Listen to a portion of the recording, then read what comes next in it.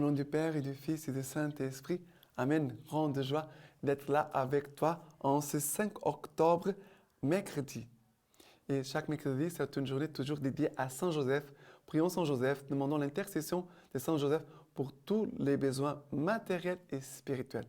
Et n'oublie pas d'envoyer la Lectio Divina dans le groupe WhatsApp de tes amis et de faire aussi la Lectio Divina par écrit. La première lecture d'aujourd'hui, c'est Galates chapitre 2 à partir du verset 1.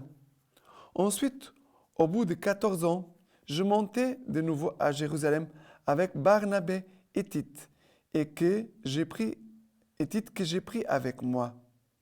Je montai à la suite d'une révélation, et je leur exposai l'évangile que je proclame parmi les païens, mais séparément aux notables, de peur de courir ou d'avoir couru pour rien.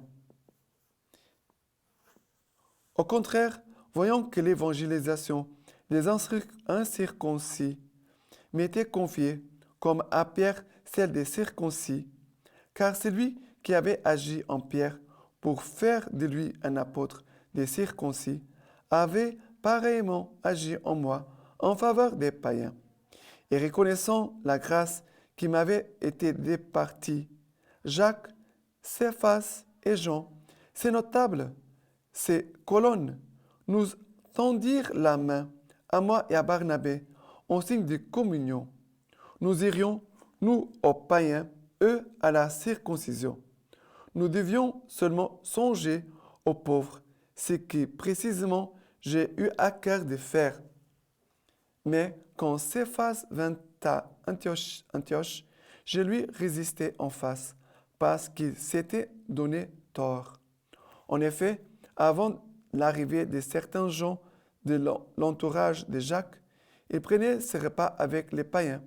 Mais quand ces gens arrivèrent, on lui vit se dérober et se tenir à l'écart, par peur des circoncis.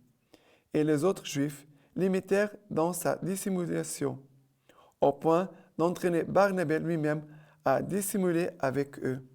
Mais quand je vis qu'il ne marchait pas droit selon la vérité de l'Évangile, je dis à Céphas devant tout le monde, « Si toi qui es juif, tu vis comme les païens et non à la juive, comment peux-tu contraindre les païens à judaïser ?»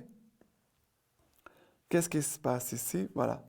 Paul, il parle qui lui est en train d'évangéliser avec Barnabé et Tite. Et après, il va parler de Jacques, Céphas, ça veut dire Pierre et Jean, qui évangélisaient aussi. Paul, les incirconcis, Jacques, Pierre et Jean, les circoncis. Mais c'est beau de voir, il dit que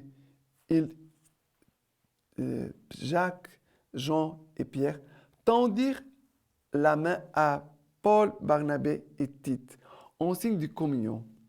Nous voyons ici la communion de l'Église. Ils vont évangéliser, parce que tout le monde doit être évangélisé. Mais il y a aussi un détail important, c'est que Pierre, Céphas, il dit, en effet, avant l'arrivée de certains gens de l'entourage de Jacques, il prenait ses repas avec les païens. Il mangeait avec les païens, mais ça veut dire qu'il avait un comportement pas tout à fait comme des juifs. Il était avec les païens, avec les attitudes des païens. Et Paul va les gronder, dit, mais quand je vis qu'il ne marchait pas droit selon la vérité de l'Évangile, je dis à Céphas, à Pierre, devant tout le monde, si toi qui es juif, tu vis comme les païens et non à la juive, comment peux-tu contraindre les païens à judaïser? Ouais, Paul va dire, mais comment tu veux que les païens se convertissent, les juifs se convertissent au christianisme? C'est toi, tu as des attitudes comme des païens. Tu ne peux pas exiger qu'ils se convertissent parce que toi, tu n'es pas encore converti. Et nous devons faire attention parce que parfois nous pouvons exiger aux autres, mais on exige à soi-même. Je peux toujours avoir une attitude d'exigence dure envers les autres, mais à moi, je ne m'exige pas. Ça, ce n'est pas correct. Maintenant, les psaumes d'aujourd'hui, c'est le psaume 117, à partir du verset 1. Louez le Seigneur tous les peuples, fêtez-le tous les pays. Fort est son amour pour nous, pour toujours sa vérité. C'est vrai que certainement, Pierre a été vexé d'être grondé, corrigé devant tout le monde, mais certainement cela a produit un effet d'humilité, a produit certainement l'humilité dans le cœur de Pierre, parce qu'il a reconnu qu'il avait tort. Et quand nous sommes dans une attitude d'humilité, on se place devant le Seigneur et là, on peut, sans honte au visage, nous pouvons louer le Seigneur et les bénir en disant « Louez le Seigneur tous les peuples, fêtez-le tous les pays. » Ça veut dire tous, toute l'Église, avec mes frères et sœurs, avec tout le monde. Je suis en communion. Comme Paul est en communion avec Pierre, nous devons être toujours en communion avec nos frères et sœurs, avec l'Église. Fort est son amour pour nous qui, l'Église, pour toujours et à jamais. Voilà. Louez le Seigneur tous les peuples, tous les peuples. Tous les peuples sont appelés à la communion, à cette communion avec le Christ, avec son Église. Nous sommes tous appelés à être un seul cœur, une seule âme, un seul troupeau, avoir une seule foi, un seul baptême, un seul Seigneur et Dieu, Jésus-Christ, notre Seigneur. L'unité de l'Église. Et maintenant, l'évangile d'aujourd'hui, c'est Luc chapitre 11, à partir du verset 1. Et il advint, comme il était quelque part à prier, quand il eut cessé, qu'un de ses disciples lui dit, « Seigneur, apprends-nous à prier comme Jean l'a appris à ses disciples. » Il leur dit, « Lorsque vous priez, dites, Père, que ton nom soit sanctifié, que ton règne vienne. Donne-nous chaque jour notre pain quotidien. Et remets-nous nos péchés, car nous-mêmes remettons à quiconque nous doit. Et ne nous laisse pas entrer en tentation. » Qu'est-ce qui se passe? Ici sont les disciples de Jean le Baptiste. Jean le Baptiste enseigne ses disciples à prier. Et les disciples de Jésus vont dire, « Mais Seigneur, apprenons aussi à prier. Nous voulons apprendre à prier. » Et Jésus va enseigner ici une seule prière, Notre Père. Quand nous prions, nous devons dire Notre Père. Apprendre à appeler Dieu Papa. Dieu, tu es mon Père. Avoir une relation avec Dieu, notre Père. Est-ce que tu as une relation avec Dieu, le Père? Est-ce que tu parles à Dieu, avec Dieu, ton Père, ton Papa? Quelle relation tu as avec Dieu, Papa, Dieu Père?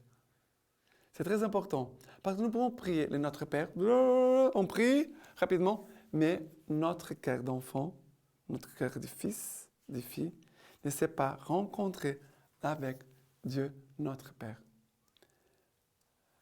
De cette rencontre avec Dieu le Père vient la communion avec mes frères.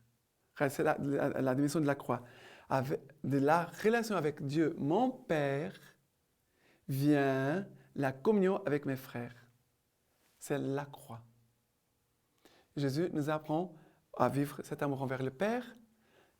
C'est qu'on doit au Père, comme un acte d'amour, sanctifier son nom, que sa volonté soit faite. Et après, on va sanctifier le nom du Seigneur et en même temps, nous allons demander des choses concrètes pour notre vie. Des exigences de notre vie envers le Père, le début de la prière de notre Père, que ton nom soit sanctifié, que ton règne vienne. Et après, on va dire, donne-nous notre pain quotidien, remets-nous nos péchés, comme nous remettons à quiconque nous doit. Ça veut dire, nous devons apprendre aussi à pardonner comme Dieu, notre Père, nous pardonne. D'accord? Et d'avoir cette force du Père pour ne pas succomber à la tentation. Maintenant, la lecture patristique d'aujourd'hui de saint Ignace, évêque d'Antioche. Mes bien-aimés, en pratiquant une douce patience, devenez une nouvelle créature dans la foi qui est la chair du Seigneur et dans la charité qui est le sang de Jésus-Christ. Que personne parmi vous n'ait de grief contre son prochain. Ne fournissez pas de prétextes aux païens pour blasphémer la communauté de Dieu à cause de quelques insensés.